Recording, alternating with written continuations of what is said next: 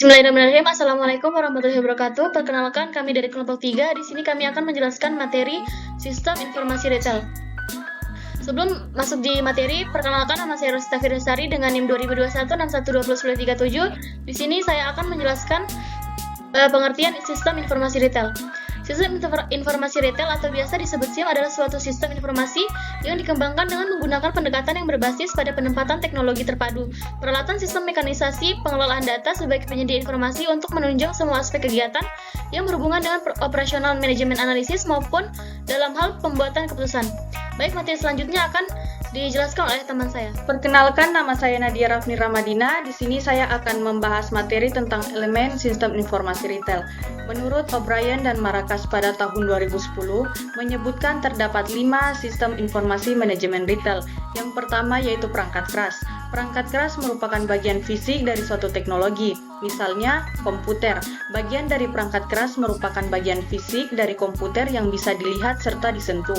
Kemudian yang kedua adalah perangkat lunak. Perangkat lunak yaitu merupakan bagian data yang disimpan secara digital, tidak bisa dilihat bukti fisiknya. Yang ketiga, database. Database merupakan sekumpulan software atau berbentuk data yang disimpan secara digital. Yang keempat yaitu manual prosedur. Manual prosedur merupakan langkah dalam melakukan sesuatu sehingga mempunyai kejelasan dalam melakukan sesuatu. Yang kelima, petugas pengoperasian. Petugas pengoperasian yaitu petugas yang bekerja dalam pengoperasian sistem. Mereka bekerja sesuai job description dan SOP tertentu. Elemen-elemen tersebut berinteraksi dalam suatu sistem yang saling terkoneksi untuk membentuk jaringan informasi.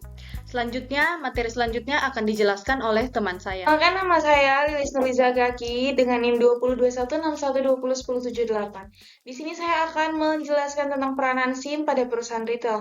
Yang pertama itu ada TPS, yaitu Transaction Processing System, di mana TPS digunakan untuk kegiatan internal maupun eksternal perusahaan yang masih menyangkut dengan masalah barang dalam perusahaan seperti gaji karyawan, dan order pembelian konsumen. Kita masuk yang kedua, yaitu ada PCS atau Process Control System, di mana PCS berguna untuk proses dalam pelaksanaan bisnis retail, misalnya barang masuk, barang keluar, pencatatan dalam gudang. Dan yang ketiga adalah OAS atau Office Automation System. OAS berfungsi untuk menyimpan data atau dokumen yang terkait dengan perusahaan. Perkenalkan, nama saya Nafratul Islamia. Ini saya akan menjelaskan tentang keuntungan menerapkan sistem informasi retail. Di sini ada 2 keuntungan. Yang pertama yaitu menambah ketersediaan produk, yaitu dengan adanya sistem informasi, maka perusahaan retail dengan cepat memenuhi kepentingan dalam pemenuhan persediaan barang dagang yang habis atau berkurang, dan mendapatkan informasi selera pelanggan terhadap pilihan barang dagangannya dengan jelas mengenal apa, berapa, dan di mana. Untuk memenuhi kebutuhan spesifik, terutama untuk perusahaan retail yang besar, maka perusahaan retail dapat lebih baik mempersiapkan barang, dapat menyimpan lebih banyak untuk barang kategori cepat habis. Yang kedua yaitu meningkatkan return on investment. Kinerja perusahaan retail dapat dilihat dengan kemampuannya untuk meningkatkan target pengambilan atas investasi. Dengan menerapkan sistem informasi yang menunjang rantai pasokan yang lebih efisien, maka laba perusahaan dapat meningkatkan laba dan mengurangi biaya-biaya pembelian, penyimpanan, dan kerusakan dengan adanya informasi. Maka penjualan bersih dapat meningkat dengan menyediakan produk-produk yang lebih tepat dan berikan intensitif sesuai dengan informasi yang dihasilkan dari sistem tersebut.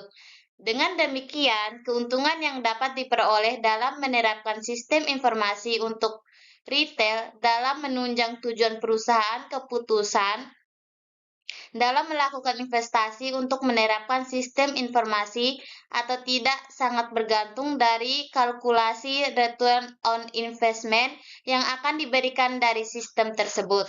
Saya Andinia Diaman. Di sini saya akan menyebutkan contoh sistem informasi manajemen. Nah, contoh sistem informasi manajemen yaitu yang pertama ERP, kedua SCM, ketiga TPS, keempat OAS, dan kelima yaitu KWS.